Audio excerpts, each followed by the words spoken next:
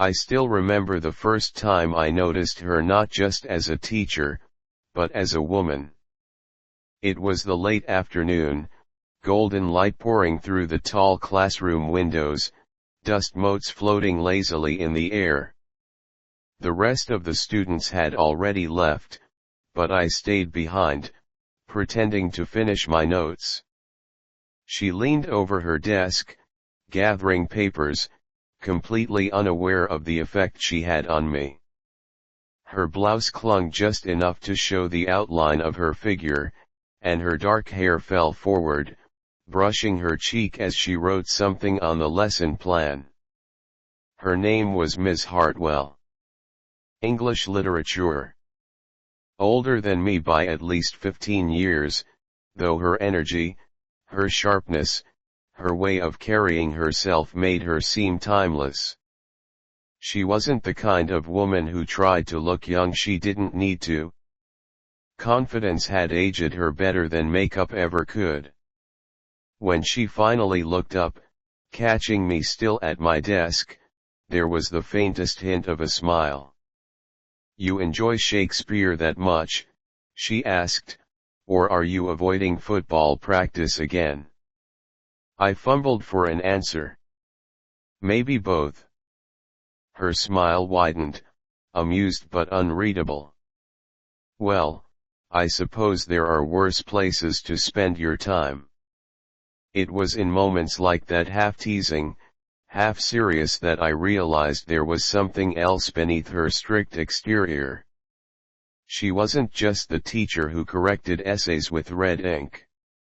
There was warmth there, hidden under discipline, and I couldn't help but want to peel away those layers. An unexpected invitation. A week later, it happened. Practice had run late, and I returned to the building for my backpack, only to find the classrooms locked. Except hers. The light under the door glowed softly, and when I knocked, she looked up, clearly surprised. "You again," she said, though there was no annoyance in her tone. She gestured me inside. "Come in. You move like a ghost around here." Her office smelled faintly of coffee and old books. She had her glasses on, reading something with the intensity of a detective examining evidence. I lingered by the doorway, unsure if I should really be there. "Sorry, I just needed my stuff. Didn't mean to bother you." "You're not bothering me."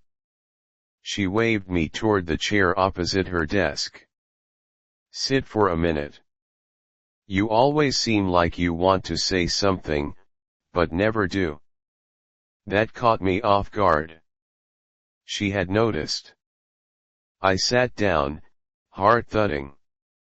She studied me over her glasses, her eyes sharp but not unkind.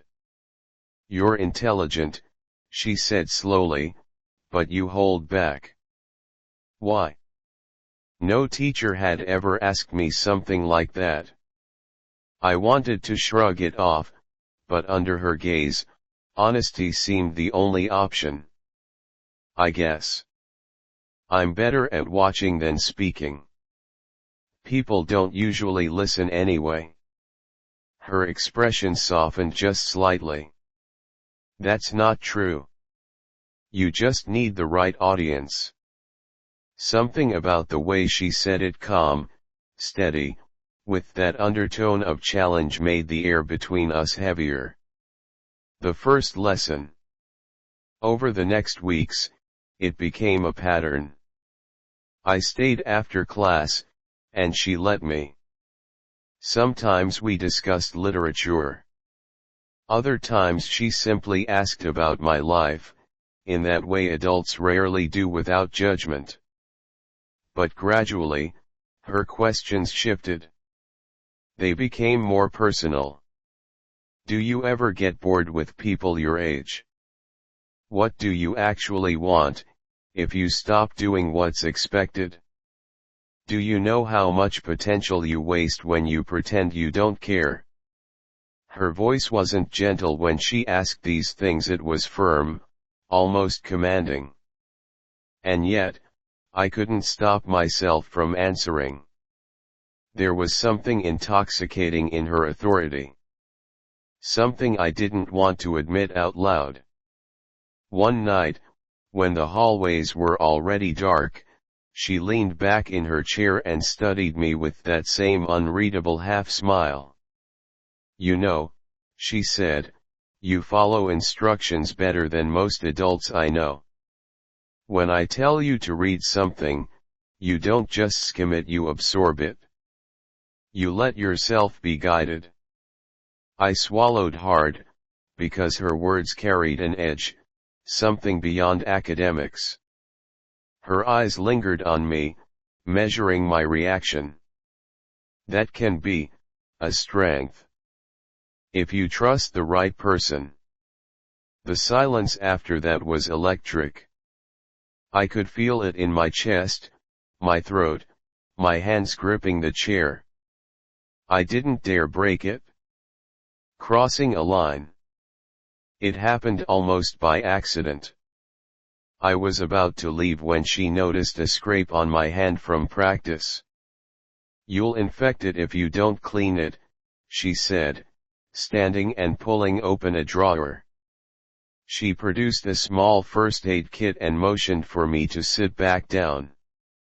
When she knelt in front of me, taking my hand in hers, I froze. Her fingers were cool, precise, dabbing at the cut with a swab.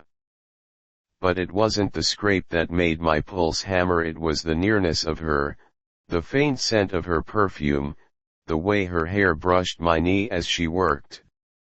"You don't take care of yourself," she murmured, almost to herself. And then she looked up, straight into my eyes. For a second, I thought she might close the distance between us. My body screamed for it, my breath caught. But instead, she smiled faintly, bandaged the cut, and withdrew. There. Better. Only her eyes betrayed something more, a flicker of temptation quickly locked away. "Go home," she said softly. "Before we both make mistakes. The obsession begins." I left her office that night shaken. Every step down the hallway felt unreal, like I was walking through a dream I couldn't quite control. From then on, she was in my head constantly. Every word she said, every glance, every pause seemed loaded with hidden meaning. And the strangest part was she didn't stop me from coming back. If anything, she allowed it, as if testing both of us, daring the tension to grow. One evening, as I lingered by her desk, she closed her book and said, "You like control, don't you?" I blinked, confused. "Me?"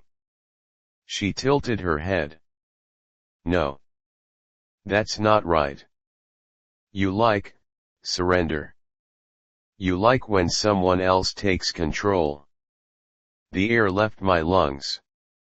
She had said it so casually, yet it felt like she had peeled me open with a single sentence. Before I could answer, she stood, gathering her papers. "Think about that," she said. Class dismissed. And just like that, she left me drowning in thoughts I wasn't ready to face. The next week, things felt different. She didn't smile as much during class. She didn't linger on me the way she used to. If anything, she was sharper, stricter, her tone clipped whenever I missed a detail or hesitated with an answer. At first, I thought she was angry with me. But then I realized she was testing me. That night, when I came to her office, she didn't greet me with her usual warmth. Instead, she closed the door behind me and crossed her arms. "You're distracted," she said simply. Her voice had that low, steady authority that could strip away excuses before they even formed. "I may be," I admitted. She studied me, silent for a moment. Then she walked slowly around her desk, until she was standing right in front of me. "Do you know what the difference is," she asked, "between a boy and a man?" The question hit like a blade. I shook my head. A boy hides from his impulses. A man acknowledges them, controls them, channels them. Her eyes locked onto mine. "Which are you?" I swallowed hard. "I want to be a man." Her smile was quick, almost proud, but gone in an instant. "Then start by learning discipline. The first rule." She opened a notebook and scribbled something down.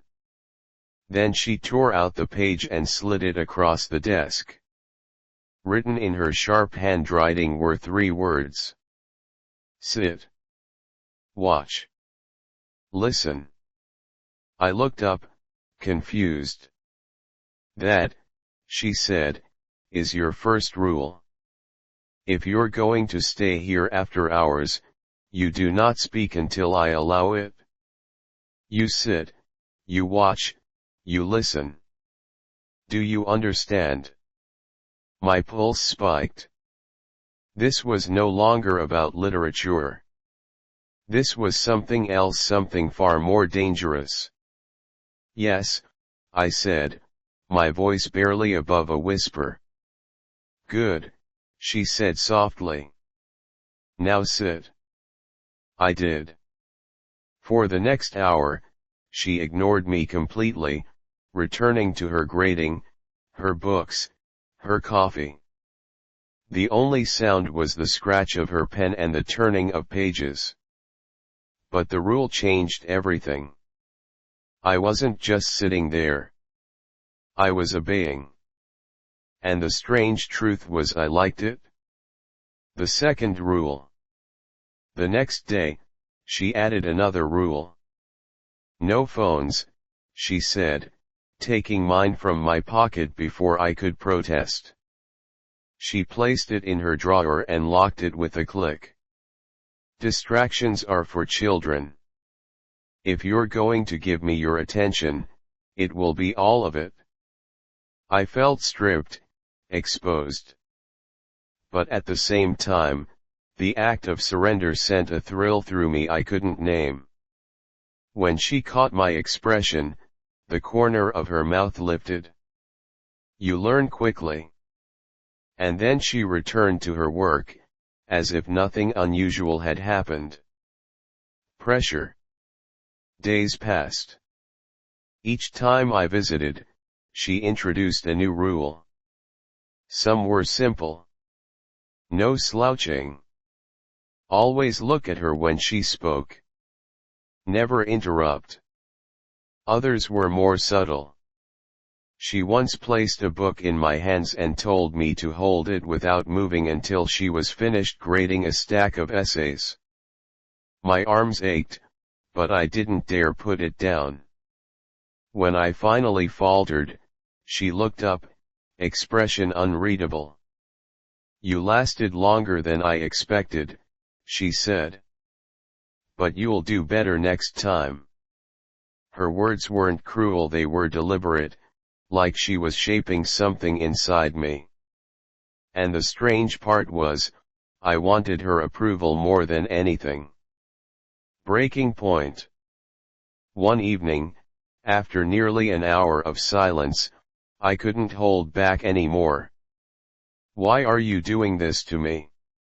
I blurted. Her eyes lifted instantly. Sharp. Piercing. "You broke the first rule," she said quietly.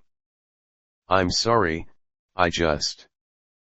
"No excuses." Her tone cut me off.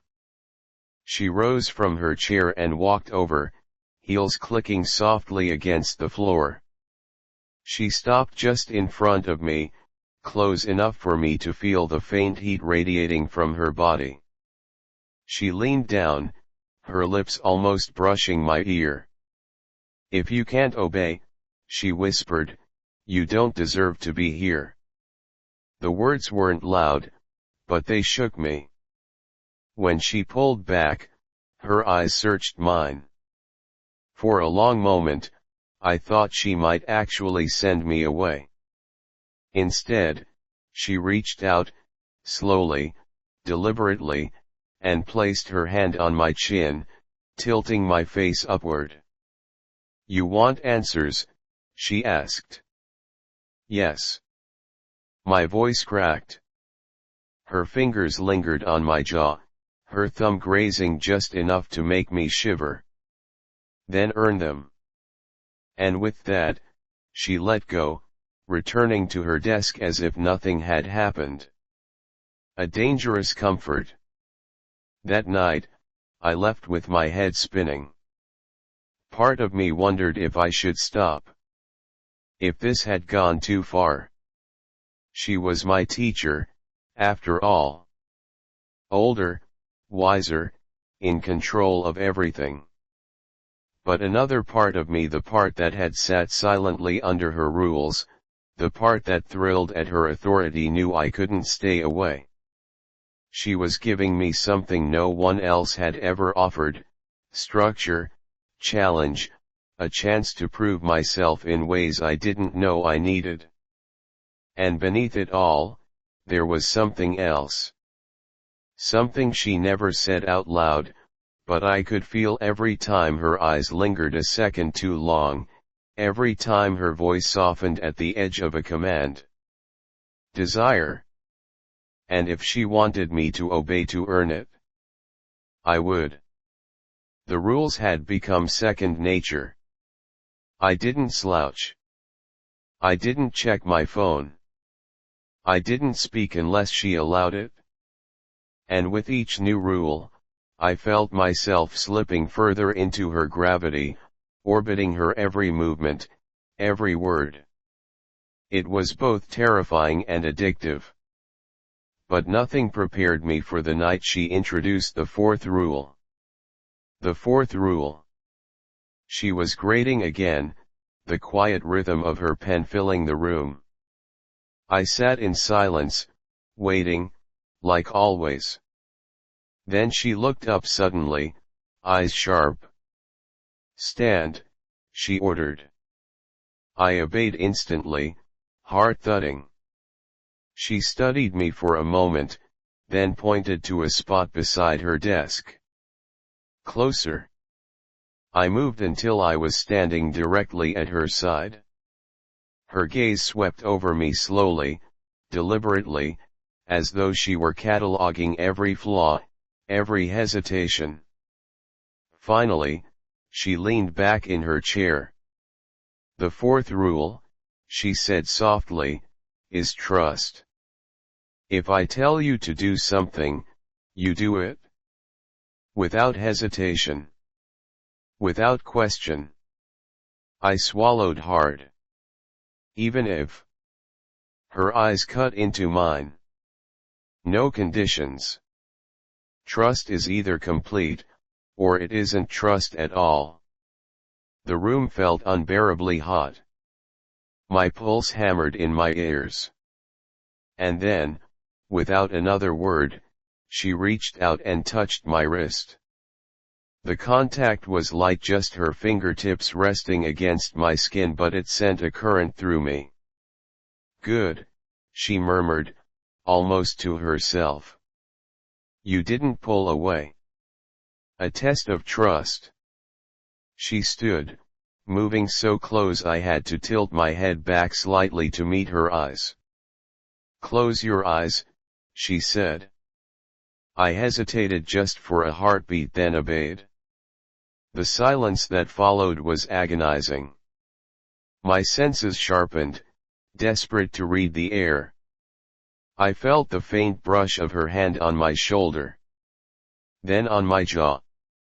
Her fingers traced slowly down the side of my neck, light as a whisper. Every nerve lit up. "You're trembling," she said quietly. "Are you afraid?" "No," I breathed. "Not of you." Her hand lingered a second longer, then withdrew. When I opened my eyes, she was watching me intently, her expression unreadable. "Good," she said. "You're learning."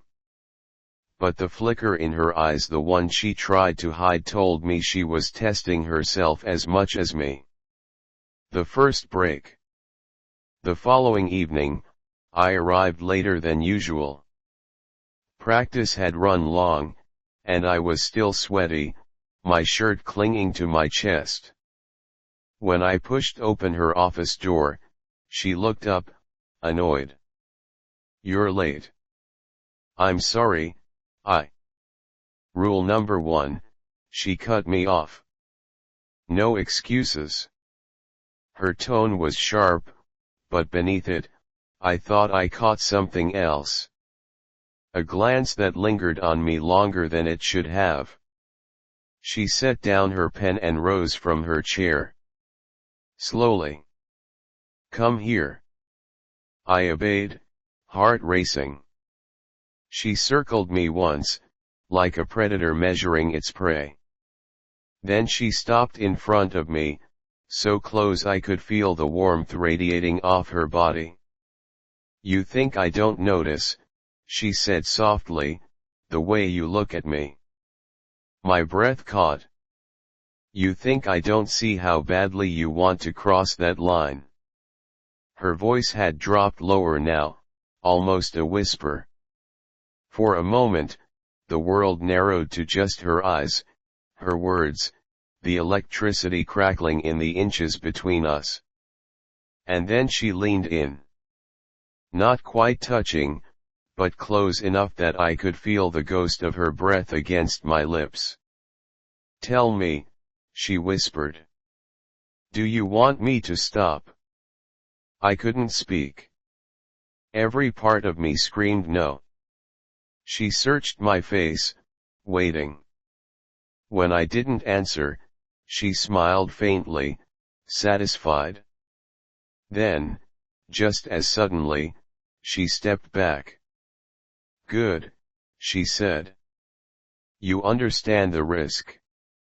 That's enough for tonight." The obsession grows. I barely slept that night. My mind replayed every detail, the way her voice had dropped, the heat of her body so close to mine, the way she'd almost kissed me. It was torture. Delicious, unbearable torture. And the worst part? She knew. She knew exactly what she was doing to me. The next day in class, she was colder than ever, as if nothing had happened. She corrected essays with brutal precision, never once letting her eyes flicker toward me.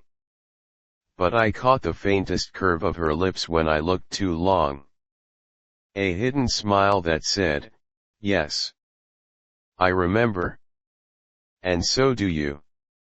The fifth rule.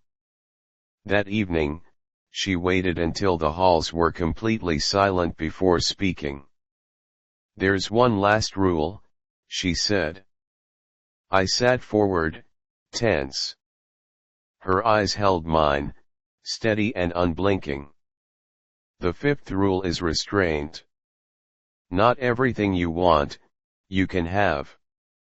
Not everything you feel, you can act on."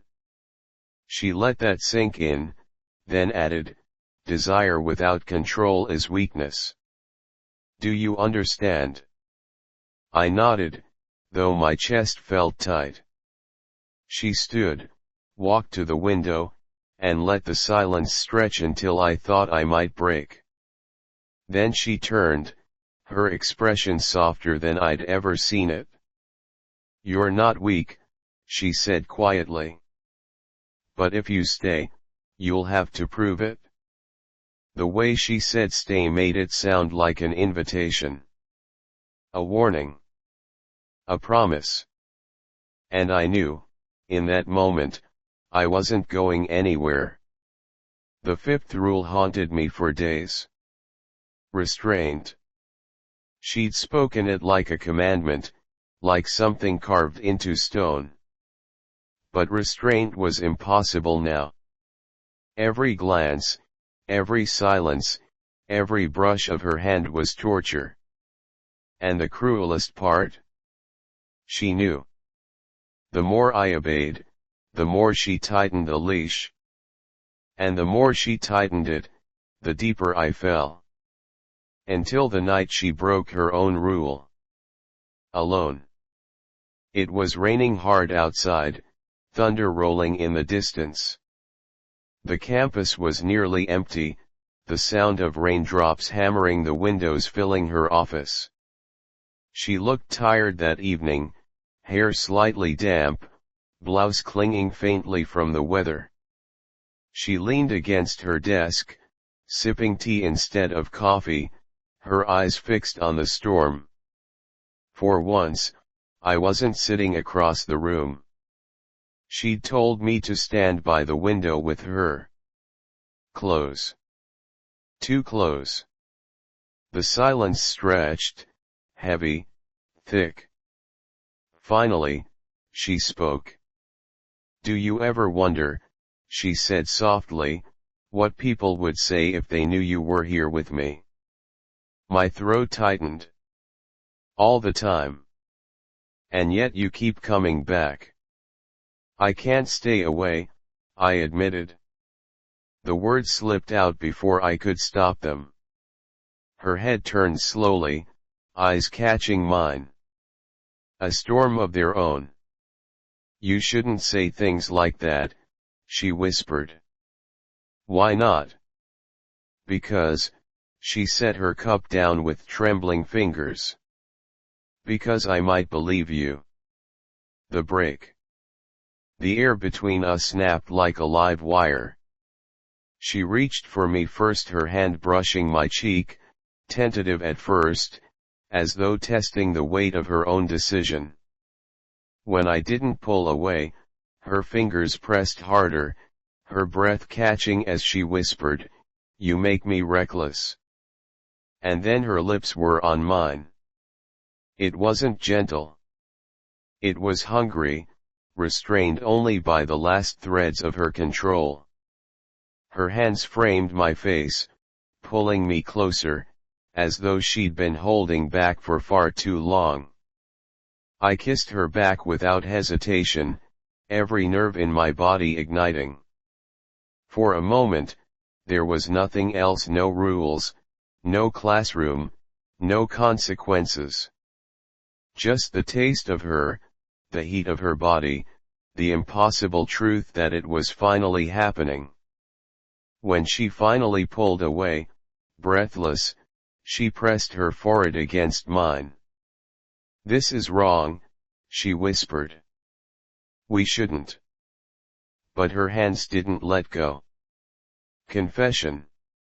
We stood there, caught between guilt and desire, until she laughed softly, a sound almost bitter. "You don't even realize," she said, "what kind of trouble you're in." "I don't care." "You should." She pulled back just enough to study me, her eyes sharp again, but softer now at the edges. "You trust me, don't you?" "Yes." Her lips curved faintly. "Then you'll let me decide how far this goes." "Understood." I nodded, breathless. "Good," she murmured. "Because you're not the only one with rules." Afterglow. We didn't cross every line that night. She wouldn't let us. But we kissed again and again until my lips were raw and my body ached with wanting more. Every time I tried to push deeper, she stopped me with a hand on my chest, her eyes burning. "Not yet," she whispered. Patience. If you want this, you'll wait until I say. And strangely, that only made me want her more. When I finally left, drenched from the rain, I knew there was no going back. The shadow of another. The next day in class, she was her usual self, stern, professional, untouchable. But when the bell rang, she lingered by her desk, speaking in low tones to another teacher I'd never seen before. A woman, a little younger, with sharp eyes and an easy smile. I caught the way they leaned close, the way Miss Hartwell's hand brushed the other woman's arm as they laughed quietly. And for the first time, I wondered. What if I wasn't the only one she played these games with? The weeks after our kiss were torture. Every class, every glance across the room, every casual brush of her hand when she passed me papers, it was all a reminder of that stormy night when we finally crossed the line. But she was careful. Too careful. At school, she was untouchable again, strict, professional, unshakably composed. After hours, though, when the halls emptied and the lights dimmed, she let the mask slip. Not always. Not completely. But enough. Enough to keep me desperate. And that desperation is what made me follow her the night she didn't ask me to. The invitation. It was Friday, just past dusk, when she stopped me at the door. No rules tonight, she said, her tone unreadable. But if you come as you are. No games. No pretending. I didn't understand what she meant until she gave me an address. Not the campus. Not her office. Her home. The house. Her apartment was nothing like her classroom. Warm light, shelves of books spilling into every corner, the faint smell of red wine and vanilla candles. But what shocked me most wasn't the space, it was the woman waiting inside. The same one I'd seen her speaking with after class. The younger teacher, the one with the sharp eyes and the easy smile. This, Ms. Hartwell said calmly, is Evelyn. The woman stepped forward, her smile playful, almost wicked. So this is the boy you've been taming, she teased. My chest tightened. You told her about me. I told her enough, Ms. Hartwell replied. She understands. Evelyn's eyes roamed over me, slow and deliberate. Oh, I understand perfectly. The lesson changes. I should have been nervous. I should have run. But standing there, with both of them watching me, my fear melted into something else entirely, something hotter, sharper. Ms. Hartwell closed the door behind me and stepped close, her hand resting lightly on my shoulder. You trusted me, she said softly. Will you trust me again? Yes, I whispered. Her smile deepened. Good. Then tonight, you'll learn your final lesson. She turned to Evelyn, who was already circling me like a cat, her fingertips brushing lightly across my arm. Lesson 5 was restraint, Ms. Hartwell continued. But restraint means nothing if you never test its limits. Evelyn leaned in, her lips nearly brushing my ear. And we do love to test. The surrender. The night blurred into heat and laughter and whispers I'll never forget. They never gave me full control, never. That belonged to them. But they allowed me pieces. Moments. Choices that felt dangerous but safe all at once. Ms. Hartwell was firm, commanding, her voice the same low authority that had once held me silent in her classroom. Evelyn was the opposite, teasing, playful, pushing me to slip, to break, to beg. Together, they were overwhelming. Every time I reached too far, Ms. Hartwell would catch my wrist, her eyes dark as she murmured, "Patience."